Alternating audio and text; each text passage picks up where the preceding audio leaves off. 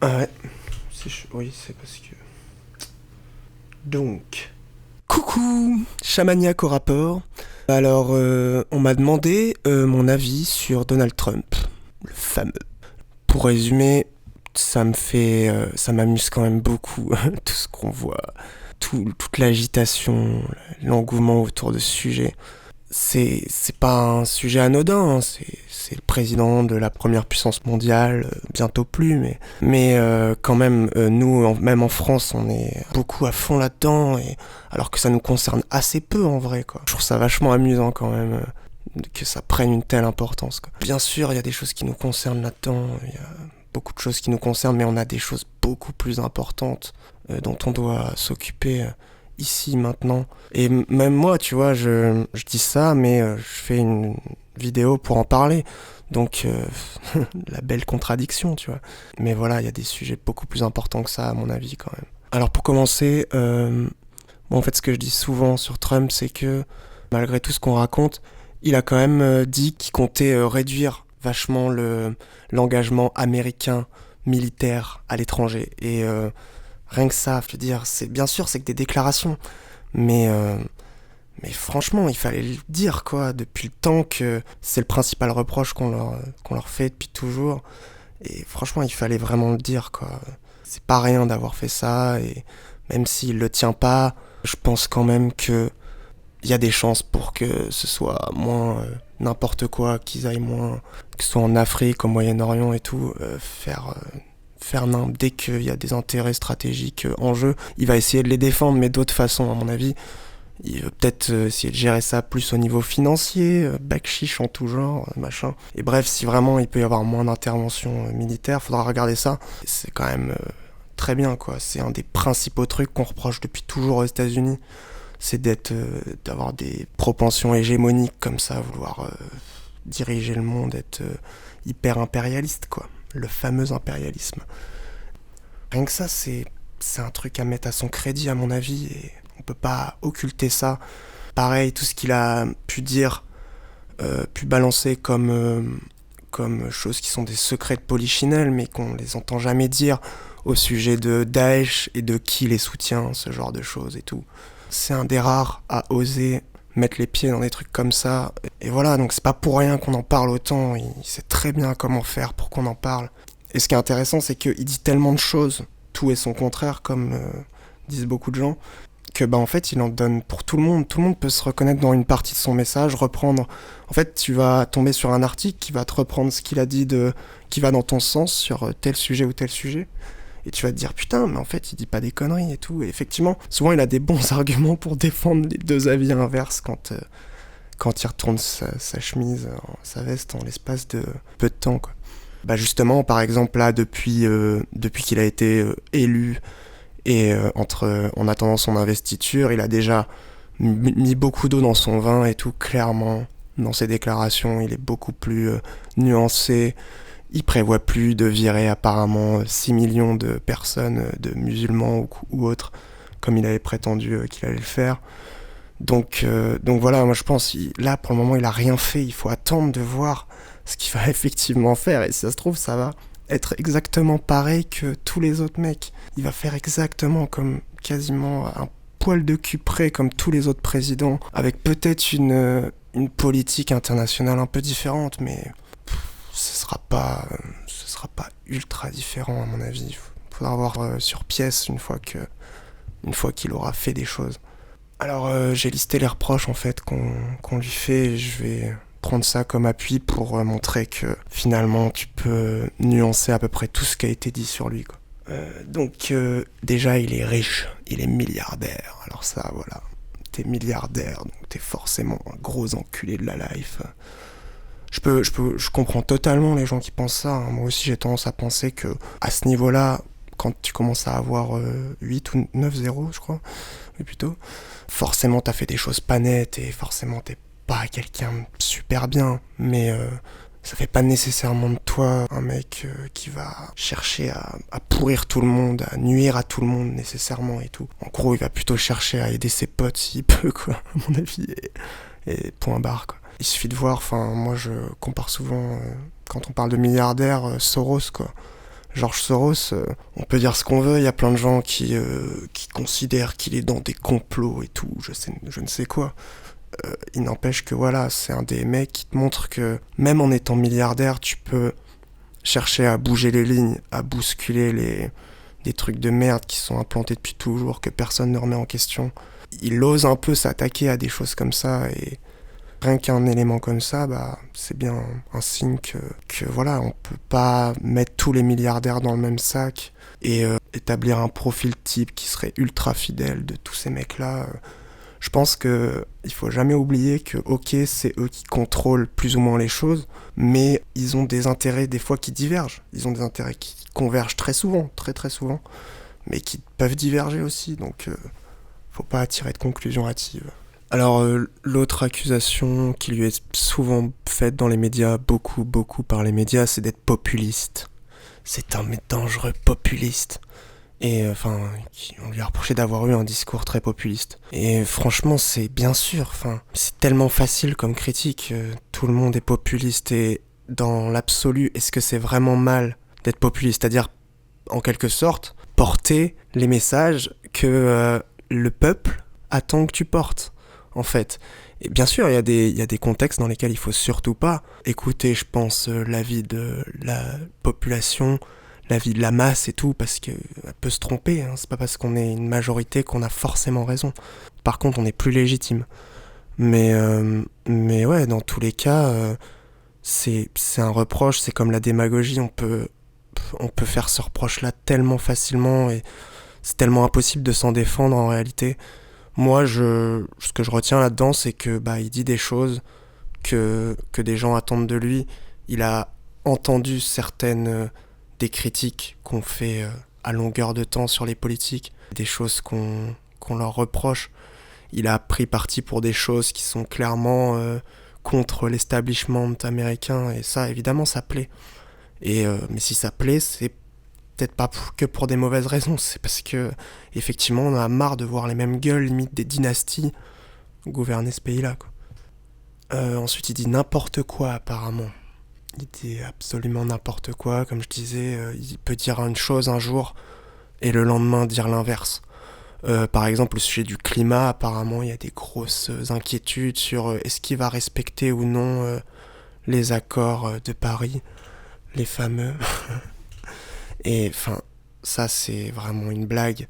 Faut arrêter de se voiler la face. Les Américains, ils ont un mode de vie qui est voilà, l'ultra-consommation là-bas, c'est un mode de vie, c'est une devise, ils entendent pas vivre autrement la plupart, et c'est se mentir que d'inscrire dans un traité qu'ils vont s'engager ils le feront jamais. Et s'il y a des vraies réticences de la population, ça se passera jamais vraiment comme c'est censé se passer dans les textes. Ça n'aura pas l'effet escompté si tout le monde n'a pas un peu intégré le besoin de s'attaquer à ces problèmes-là, en fait.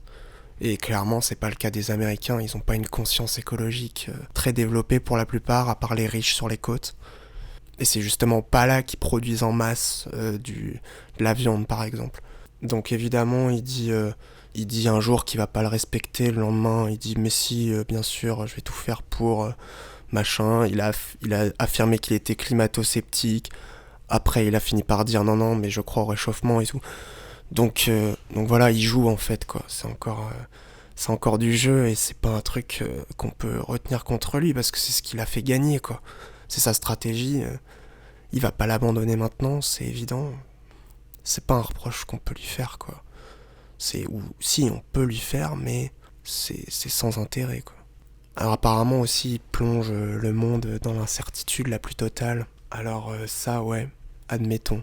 Moi, je pense pas, étant donné rien que ses rapports avec Poutine, ou les rapports qu'il semble vouloir entretenir avec Poutine, je me fais moins je me ronge moins les sangs que si ça avait été Hillary Clinton en réalité. Au niveau politique international, bien sûr, il va faire des choses très contestables à mon avis, mais surtout maintenant qu'il est élu là, il va faire beaucoup plus attention à tout ce qu'il dit, surtout quand ça concerne un pays étranger, quand ça concerne des relations diplomatiques. Vous allez voir qu'il va être beaucoup plus méfiant, je pense. Par exemple, dans ses nombreuses déclarations, très très nombreuses, il a dit quelque chose au sujet de l'OTAN, euh, en gros, qui comptait pas respecter un des accords du traité. Je pense que c'est celui qui implique une défense quand il y a un membre de l'OTAN qui est agressé et tout. En gros, ça a été vu comme un appel du pied à Poutine à y aller, à commencer à envahir les pays de l'OTAN qui veut envahir ou je sais pas quoi. Enfin, c'est complètement absurde, sachant les bons rapports qu'il compte avoir avec la Russie. Ce serait idiot, ce serait complètement idiot de les laisser attaquer. On a plutôt eu ces derniers temps des signes de résurgence de guerre froide, plutôt pas très rassurants. Donc, a priori, là, c'est plutôt bon signe par rapport à ça. Si les rapports entre les États-Unis et la Russie se réchauffent un peu, ça risque de bénéficier notamment aux gens qui sont au Moyen-Orient. Donc, à ce niveau-là, je vois même pas où est l'inquiétude, quoi. Au contraire, on devrait plutôt se réjouir qu'ils fassent pas déjà de la merde au niveau diplomatique avant même d'arriver. Pareil au sujet d'Israël, hein, clairement il aurait pu profiter des événements là avec la déclaration à l'ONU pour prendre parti contre eux. Il a pris parti pour eux, clairement. Il a dit oui, que c'était inadmissible qu'ils aient voté ça et que sous sa mandature, ça se passerait surtout pas comme ça, attention. Enfin voilà, donc pour le moment il essaye de brosser dans le sens du poil les différentes relations diplomatiques qu'ils ont. Si ça peut éviter des conflits, des guerres qui vont nuire à tous les pauvres autour qui n'ont rien demandé, tout le tiers-monde, bah tant mieux quoi.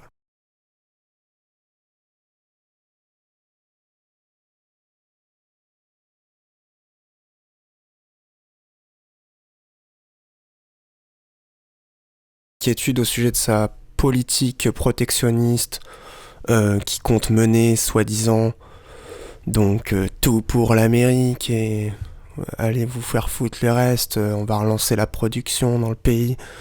C'est ce qu'ils déclarent tous, c'est le truc à la mode. On verra ce qu'il va faire, ce qu'il va essayer de faire. Son fameux mur, là. J'attends de voir, on attend tous de voir. Mais c'est encore une fois des grosses spéculations. D'un côté, ils disent que c'est irréaliste, tout ce qu'ils proposent. Et d'un autre côté, attention, s'il fait ça, oh là là. Je crois que c'était irréaliste, faudrait savoir. Enfin, soit c'est irréaliste et donc on n'a même pas à s'en préoccuper, c'est juste des déclarations dans le ZEF. Soit c'est pas irréaliste et là ouais tu peux t'inquiéter, mais si c'est irréaliste tu t'inquiètes pas.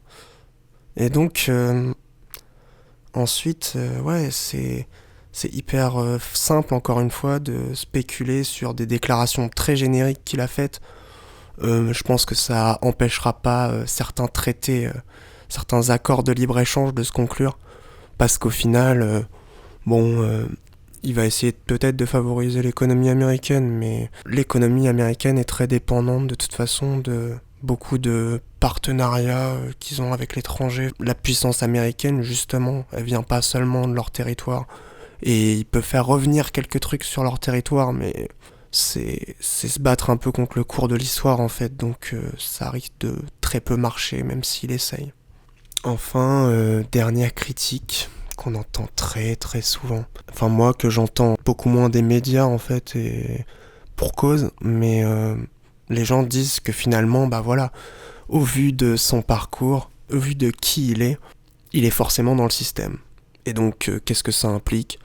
Il va de toute façon faire des choses dans l'intérêt du système, il va perpétuer le système, il va rien changer à ce niveau-là, il va pas remettre en cause le capitalisme, voilà, l'économie en général, la façon dont elle fonctionne. Ça reste un milliardaire dans un pays comme les États-Unis, un bon gros pays libéral. Et en gros, il pourrait pas vraiment être contre le système. Il pourrait pas être un vrai anti-système malgré toutes les déclarations qu'il a faites qui pourraient le placer dans ce camp-là. Alors moi ça j'aurais du mal à répondre. Je répondrais déjà que ok il est dans un système. Le système économique américain, il en a beaucoup profité, il s'est servi des possibilités qu'offrent les choses là-bas pour gagner beaucoup d'argent, mais il en a hérité d'une bonne partie. C'est pareil, est-ce qu'il est si riche que ça par rapport à d'autres, assez peu finalement. Tu regardes les fortunes des Bill Gates, des quelques-uns autour, Slim et tout. C'est franchement pas le plus riche. Loin de là, c'est pas forcément le plus dans le système. C'est très vague comme critique, donc voilà, on peut, encore une fois, l'exemple de Soros montre que on peut être en même temps dans le système, oui, en profiter du libre échange, du libéralisme, du marché, de la finance, mais s'en servir pour d'autres choses. On peut très bien s'en servir pour faire avancer les choses dans un sens qui aille moins entretenir justement le système financier, par exemple. Il s'est placé comme ennemi des banques de Wall Street parce que c'était les soutiens d'Hillary. Mais après, faudra voir ce qu'il fera concrètement, et si concrètement il prend des mesures contre le système financier, eh ben on pourra dire, voilà, il a tenu ses engagements et effectivement, il s'attaque un peu au système. Finalement, c'est un peu une tempête dans un verre d'eau, quoi. On spécule beaucoup, on dit des choses, on ne sait toujours pas ce qu'il va faire, et on sait très bien qu'ils font rarement ce qu'ils ont promis de faire. Quand on voit avec Obama, moi ça m'amuse assez de voir que, au même titre qu'il y a eu un engouement de dingue positif autour d'Obama, il va changer les choses, il va tout faire changer. Il y a eu un peu la même chose en version bad buzz avec Trump, et la plupart des gens qui s'en sont indignés, qui ont hurlé au moment où il a été élu, ils vont pas forcément surveiller ce qu'il va faire concrètement, et regarder leur écran terrifiés en attendant la Troisième Guerre mondiale. À mon avis, ils vont retourner à leur petite vie dans 2-3 jours quand les médias en parleront plus. Et voilà, on sera retourné quasi à la normale, quoi. Donc beaucoup de bruit pour presque rien. De toute manière, il vise certainement une réélection, donc il fera rien qui le disqualifiera d'office pour les prochaines présidentielles, même si avec ce qu'a fait Obama dans son premier mandat, on peut se demander, quoi. Et honnêtement, je m'inquiète moins de l'arrivée de Trump au pouvoir aux États-Unis que de la crise financière qu'on n'a toujours pas vue, qui va arriver un jour ou l'autre. Et ça va être une vraie crise économique, un vrai choc majeur, je pense. Et alors je sais pas quand, hein, ça pourrait être dans 20 ans, 30 ans même, mais je pense que de notre vivant, notre génération, on va connaître une transition en tout cas assez brutale au niveau économique, c'est clair et net. Et là-dedans, je pense que l'élection de Trump, même s'il fait 2 mandats, ça paraîtra tout petit par rapport à ce qui pourrait arriver juste après ou même pendant. Un dernier truc qui fait que je m'inquiète finalement assez peu, c'est que on a souvent tendance à croire que c'est l'homme le plus puissant des États-Unis qui décide de presque tout seul, alors que pas du tout. Il est très entouré, il a une armada de conseillers derrière lui, et faut surtout pas croire que le gars va décider tout seul et qu'il va pouvoir prendre des décisions complètement irraisonnées, des décisions que tout le monde autour de lui sait irraisonnées. Non, il le fera pas. Donc voilà, faut pas oublier les spin doctors aux États-Unis. Il y a tout un entourage présidentiel. Alors bien sûr, il va prendre des gens proches de lui, mais quand t'arrives dans des postes très techniques comme ça, très qualifiés, il n'y a pas des milliards de possibilités sur les gens que tu peux nommer à cet endroit-là. Donc je pense que la mainmise par exemple, du secteur financier sur la Maison Blanche va demeurer d'une façon ou d'une autre, en fait. Même si c'est pas à travers Trump, ce sera à travers son entourage.